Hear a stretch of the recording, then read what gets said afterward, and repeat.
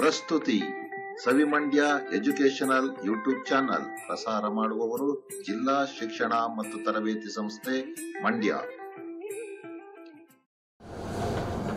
ಎಲ್ರಿಗೂ ನಮಸ್ಕಾರ.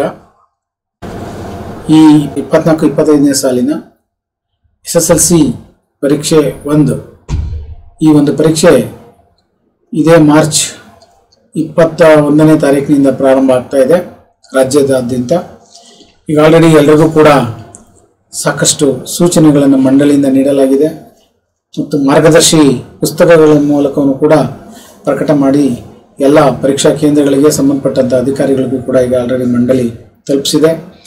ಯಾರ್ಯಾರು ಅನುಷ್ಠಾನ ಅಧಿಕಾರಿಗಳು ಮತ್ತು ಸಂಬಂಧಪಟ್ಟಂಥ ಅನುಪಾಲನಾ ಅಧಿಕಾರಿಗಳು ಯಾರ್ಯಾರ ಜವಾಬ್ದಾರಿ ಹೇಗೆ ಎನ್ನುವಂಥದ್ದನ್ನೆಲ್ಲ ಮಂಡಳಿ ಆ ಒಂದು ಮಾರ್ಗಸೂಚಿಯಲ್ಲಿ ಸ್ಪಷ್ಟಪಡಿಸಿದೆ.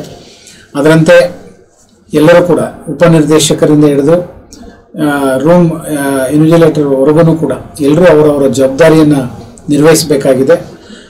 ಮಾರ್ಗಸೂಚಿಯನ್ನು ಅಚ್ಚುಕಟ್ಟಾಗಿ ಓದಿ ಅರ್ಥೈಸಿಕೊಂಡು ಅದರಂತೆ ಎಲ್ಲರೂ ಕೂಡ ಕೆಲಸವನ್ನು ನಿರ್ವಹಿಸಬೇಕಾಗಿದೆ.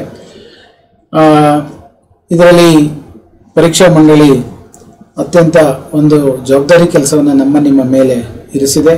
ಇದನ್ನು ಅಚ್ಚುಕಟ್ಟಾಗಿ ಪಾರದರ್ಶಕವಾಗಿ ಏನು ನಮಗೆ ಒಂದು ನಿರ್ದೇಶನವನ್ನು ಮತ್ತು ಜವಾಬ್ದಾರಿಯನ್ನು ನಮಗೆ ಕೊಟ್ಟಿದೆ ಮಂಡಳಿ, ಅದನ್ನು ಅಚ್ಚುಕಟ್ಟಾಗಿ ನಾವೆಲ್ಲರೂ ಕೂಡ ನಿರ್ವಹಿಸಬೇಕಾಗಿದೆ.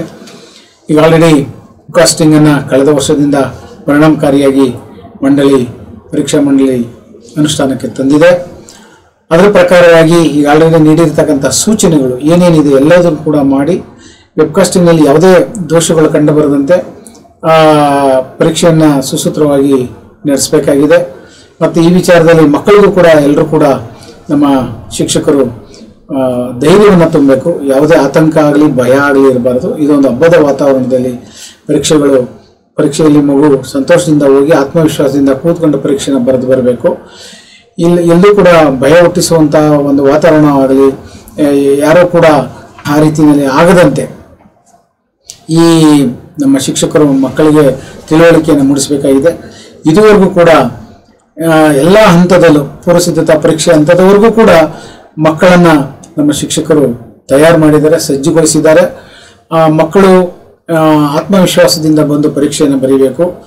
ಇದಕ್ಕೆ ಬೇಕಾದಂಥ ಪ್ರತಿ ಪರೀಕ್ಷಾ ಕೇಂದ್ರದಲ್ಲೂ ಕೂಡ ಮೂಲಭೂತ ಸೌಲಭ್ಯಗಳು ಈಗ ಆಲ್ರೆಡಿ ಮಂಡಳಿ ನೀಡಿರುವ ಸೂಚನೆಯಂತೆ ಅಚ್ಚುಕಟ್ಟಾಗಿ ನಿರ್ವಹಿಸಿರಬೇಕು. ಮತ್ತು ಎಲ್ಲೂ ಕೂಡ ಮಕ್ಕಳು ನೆಲದ ಮೇಲೆ ಕೂತು ಬರೆಯುವಂಥದ್ದಾಗಲಿ ಬಯಲು ಅಥವಾ ಕಾರಿಡಾರಲ್ಲಿ ಕೂತ್ಕೊಂಡು ಬರೆಯುವಂಥದ್ದಾಗಲಿ ಆಗಬಾರ್ದು. 10th ಮಕ್ಕಳಿಗೆ SSLC ಮಕ್ಕಳಿಗೆ ಆ ವಯೋಮಾನದ ಏನು ಡೆಸ್ಕ್ಗಳು ಆ ಡೆಸ್ಕ್ಗಳನ್ನೇ ಹಾಕ್ಕೋಬೇಕು ಹೊರತು ಸಣ್ಣ ಮಕ್ಕಳು ಕೂರುವಂಥ ಚಿಕ್ಕ ಡೆಸ್ಕ್ಗಳನ್ನು ಆಸನಕ್ಕೆ ವ್ಯವಸ್ಥೆಯನ್ನು ಮಾಡಬಾರ್ದು. ಮತ್ತು ಕುಡಿಯುವ ನೀರಿನ ವ್ಯವಸ್ಥೆ ಅಚ್ಚುಕಟ್ಟಾಗಿರಬೇಕು. ಮತ್ತು ಮೊಬೈಲನ್ನು ಸ್ವಾಧೀನಪಡಿಸ್ಕೊಳ್ಳುವಂಥದ್ದು ಯಾರು ಬೇಸಿಕ್ ಮಾಡೆಲ್ ಮೊಬೈಲ್ ಮೂಲಕ ಒಂದು ಇಟ್ಕೊಂಡು ಪರೀಕ್ಷೆಯನ್ನು ನಡೆಸಬೇಕು ಅಂತ ಮಂಡಳಿ ಹೇಳಿದೆ. ಅವರೊಬ್ಬರು ಬಿಟ್ಟರೆ ಇನ್ನು ಯಾರೂ ಕೂಡ ಮೊಬೈಲನ್ನು ಜೊತೆಯಲ್ಲಿ ಇಟ್ಕೊಳ್ಳುವಂತಿಲ್ಲ. ಮತ್ತು ಪ್ರಶ್ನೆ ಪತ್ರಿಕೆ ಕೇಂದ್ರಗಳಿಗೆ ರವಾನಿಸುವಂಥ ಸಂದರ್ಭದಲ್ಲಿ ಅತ್ಯಂತ ಜಾಗರೂಕರಾಗಿ ಪ್ರಶ್ನೆ ಪತ್ರಿಕೆಯನ್ನು ಸಾಗಾಣಿಕೆ ಮಾಡಬೇಕು. ಕೊನೆಯ ಕೇಂದ್ರಕ್ಕೆ ತಲುಪಿದ ನಂತರ ಪರೀಕ್ಷೆ ಮುಗಿದ ನಂತರ ಅದೇ ರೀತಿಯಲ್ಲಿ ಬಂಡಲ್ಗಳನ್ನು ಸ್ವೀಕರಿಸಿ ಬಂದು ಆಯಾ ಜಿಲ್ಲಾ ಕೇಂದ್ರದಲ್ಲಿ ಒಂದು ಸ್ಟ್ರಾಂಗ್ ರೂಮ್ ಅಂತ ಏನು ಉಪನಿರ್ದೇಶಕರ ಹಂತದಲ್ಲಿ ಮಾಡಿದರಲ್ಲಿ ವಿಷಯವಾರು ನೀಟಾಗಿ ಅದನ್ನು ಜೋಡಿಸಿ ಸುರಕ್ಷಿತವಾಗಿ ಇರ್ತಕ್ಕಂಥದ್ದು ಪೊಲೀಸ್ ಬಂದೋಬಸ್ತನ್ನು ಮಾಡ್ಕೋಬೇಕು.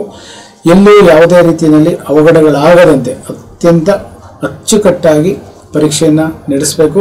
ಈಗ ಆಲ್ರೆಡಿ ಎಲ್ರಿಗೂ ಕೂಡ ಒಂದು ಪರೀಕ್ಷೆ ಅನುಭವ ಇದೆ, ಆದಾಗ್ಯೂ ಕೂಡ ಎಲ್ಲೂ ಕೂಡ ಎಚ್ಚರ ತಪ್ಪುವಂಥದ್ದು ಆಗಬಾರ್ದು.